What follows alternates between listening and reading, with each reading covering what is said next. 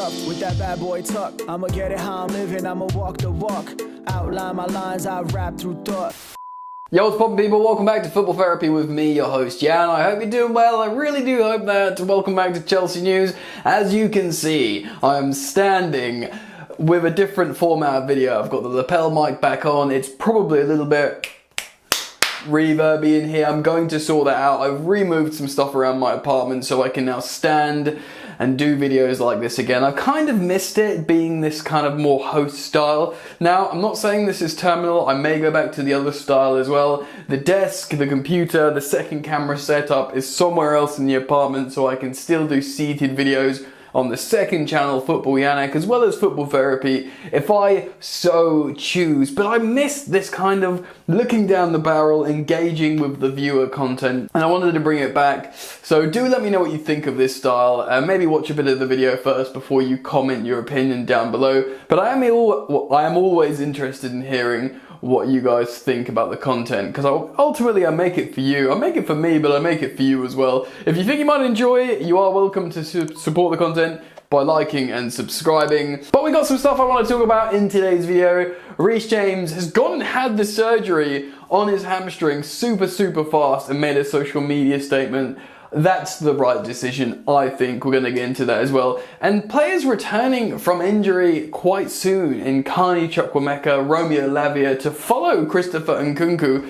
That could be massive for Chelsea and Mauricio Pochettino in what hopefully is a bit of turnaround of fortune. So with that said, let's get into it. Okay, let's start with Reece James and his surgery. He's been in and out of the Chelsea team. He's not played consecutive games or 3 games in a row in the Premier League for something like over 2 years. It's getting silly now. We need him to be ready. I think him taking the surgery may rule him out of this next summer's Euros. Certainly Gareth Southgate will have a decision on his hands, because I don't think we're going to see Reece James again this season, probably. But I said on recent videos, man, just do what you need to do. I'm tired of trying this, trying that, bringing him back, being gentle with him, giving him 30 minutes, giving him 60 minutes. No, rebuild that hamstring. Get yourself sorted, then come back into the Chelsea side. For me, that is paramount. That is the most important thing, and it looks like he's done that. So let's take a look at what he wrote on his social media and posted on his Instagram. The footballing world knew that I got injured, but the procedure I would go down this time took slightly longer to figure out the best solution. I had surgery today to try and fix my reoccurring hamstring issue. The recovery has started, both physically and mentally. Since this injury, I've had a good amount of support, but significantly more hate and negativity. Believe me, I don't want to be injured. I'm happiest when I'm playing football. Thanks to the understanding people that support me despite the highs and lows. It goes a long way. Stay well, Reece. Wow, that's pretty heavy stuff. He's really highlighting the fact how, look, I'm doing this, I want to be well, but, really addressing the haters here, and I think that's kind of important. I've said on the channel, even in the more frustrating moments, this is a young man who wants to play. He's trying his hardest. In between the times we see him on the pitch, he's probably doing everything to ensure that he can play football, as well as, being consulted by different medical people, probably with, conflicting opinions, whether it be his private medical people or Chelsea, having reoccurring injuries, just for people to have a go at him for essentially being injured. Think of what being injured is. It sucks. You feel bad. And imagine other people hating on you for enduring this pain. Yeah, it's messed up, bro. It is. And, I do feel sorry for him. But I do feel he's made the right decision. We are dancing around a recurring injury here with Reece James, and him just going and getting the surgery done. For me, and I'm not a doctor, I'm not a surgeon, my speculative opinion would be that this is ultimately the long-term safer route, the best thing to do. And, I hope to God it is, man. Whether or not I think Reece James is the ideal captain for Chelsea, I'll tell you one thing's for sure. He's the ideal right back, and he's the ideal player for Chelsea. I think on his day, when fit, he's the best right back in the world. And, you know, I try not to be a biased Chelsea fan. I think he's absolutely incredible. A game changer, both offensively, defensively. We know he can play midfield. We know he can play centre-back. The kid was developed as a striker. He's your everything footballer. And not above all, but like, maybe above all, he loves Chelsea. Like, you know, and the way he celebrates, I always reference, you know, when he's holding the shirt against the opposition fans of the Chelsea badge. He absolutely loves Chelsea, and that's what you want as a fan. You want these players in your team representing you. He's got the surgery now. It will be a long recovery.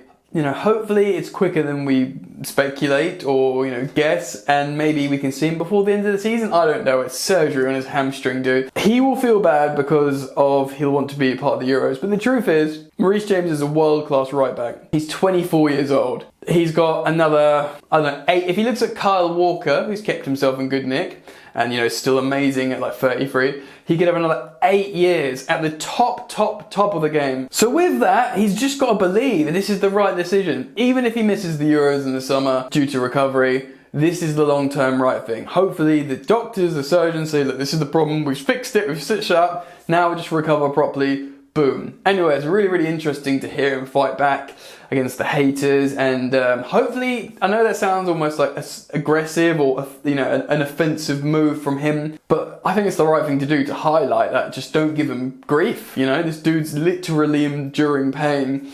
Support him, and hopefully this surgery, long term, is good news, and fortunately for Chelsea, we've got Malo Gusto, who does genuinely look like an absolute superstar in the making at fullback, and apparently left back as well as right back. So fingers crossed, get well, Reece, and yeah, let's move on. So we're sticking on injured players, and there's 2 injured players coming back that I've been posting on social media, or have had photographs of them posted on social media recently. Carney Chukwuemeka and Romeo Lavia. Now, I want to talk about, let's start with Lavia. We've spoken about him at length, really.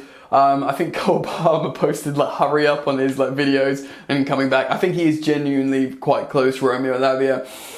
With, you know, there's this conspiracy about Enzo Fernandez, like does he have this long-term injury? Pochettino in Chelsea apparently saying he had some sort of sickness.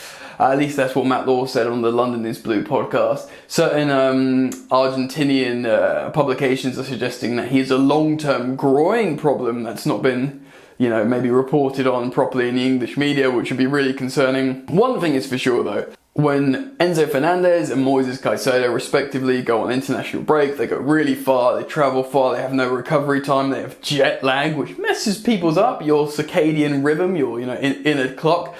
And it takes them a long time to recover, find, you know, chemistry again with their teammates because they might have some, you know, time out being tired. It's good to have, you know, obviously Conor Gallagher, English player that won't generally go that far on international duty, but Romeo Lavia, of course, Belgium international, and he offers something completely different in the midfield profile. We've spoken about him before, like I said, at relative length. He's kind of like, the closest thing I can describe him to what we've seen recently in the Chelsea team is probably Mateo Kovacic, in terms of this player that's not a, you know, a proper stopper CDM, and he's certainly not an offensive midfielder, but he's this type of midfielder that can really help you function in a football match. He's a dribbler. He can receive the ball in tight spaces, half spaces, release it, progress it up the pitch, and that's really, really useful for creating like methodical security in a game, like functionality, which is so important. It really is. I mean, I use the example of when Liverpool won the league with their, like, you know, Henderson,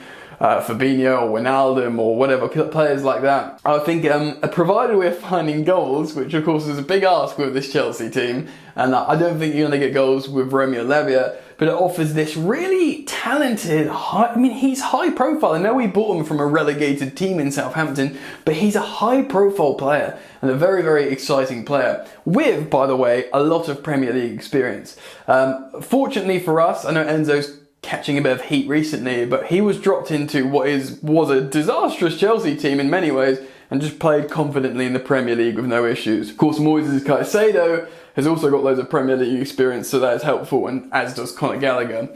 And then you feel kind of safer with your midfield. But many of our attackers, you know, we brought in Nico Jackson, Mudryk and the other guys, and even to a degree Nkunku, who might take some adaptation time, which we need to be prepared to grant him.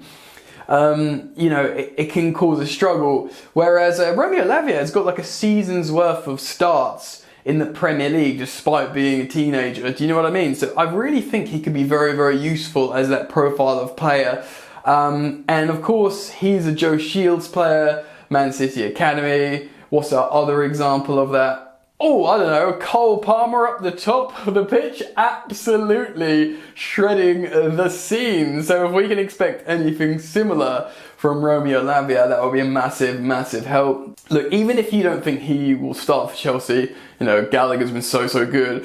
We spent so much money on the other two guys, you know, Caicedo and Enzo, and when they settle, fine. But that because Romeo Lavia is so different to those guys, you have to understand that certain different opposition might demand different tactics from the midfield that Romeo Lavia can offer and the other guys can't. You know, who knows? You might just drop Enzo, put in Lavia, and we do amazing. And you say, look, you just got to ride the bench for a while, bro, because we're in a winning streak. It's options. It's options for the manager, and no matter what your allegiances are with certain players in this Chelsea squad, as a Chelsea fan, as soon as you see Chelsea just win games and look comfortable, trust me, your allegiances go out the window. You're like, just keep it as it is, baby. Keep it going. And it's another just top class midfielder that we can expect back, which is exciting because Nkunku's back. He's getting minutes now, and that would be great to see Romeo Lavia back, offering a really another good option in midfield, which, you know, if we see him before the January transfer window opens,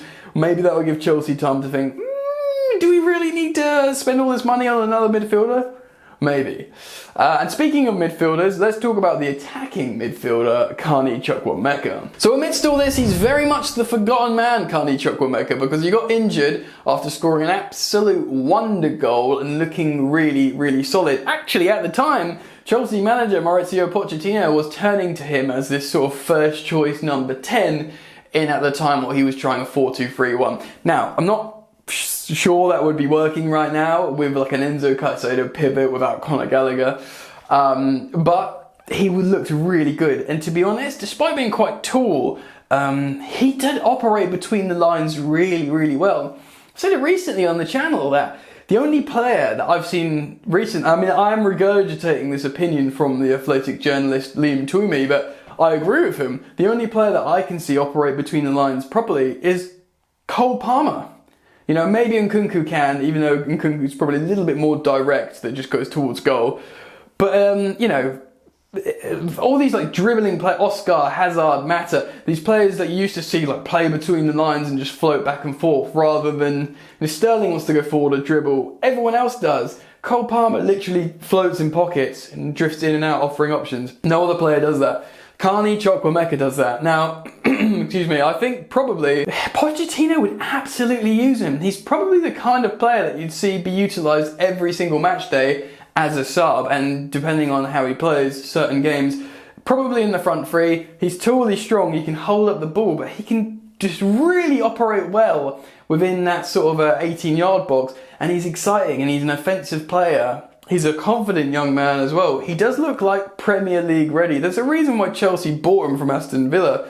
I do wonder, had he stayed, if Unai Emery would be considering him now in what is a almost title challenging side in Aston Villa. But I think he would be really, really great addition. So that, you know, the inclusions of Nkunku, Lavia, Chukwuemeka, and just don't sleep on Chukwuemeka, because he's a really, really useful, helpful asset in this Chelsea side. So I wanted to reference him as well and remind you guys of him, and actually put the question out to you guys, what do you think about his reintroduction into the Chelsea team? So yes, I'll leave it there. Let me know your thoughts on everything I've spoken about. Please do comment down below. Do consider supporting the content simply by liking and subscribing to this channel. And let me know what you think of the format like this for a while. Of course, it won't just be this, but I'll still be very interested in learning how you feel about it. Alright, thanks for joining me, and I hope to see you back here very soon. Peace.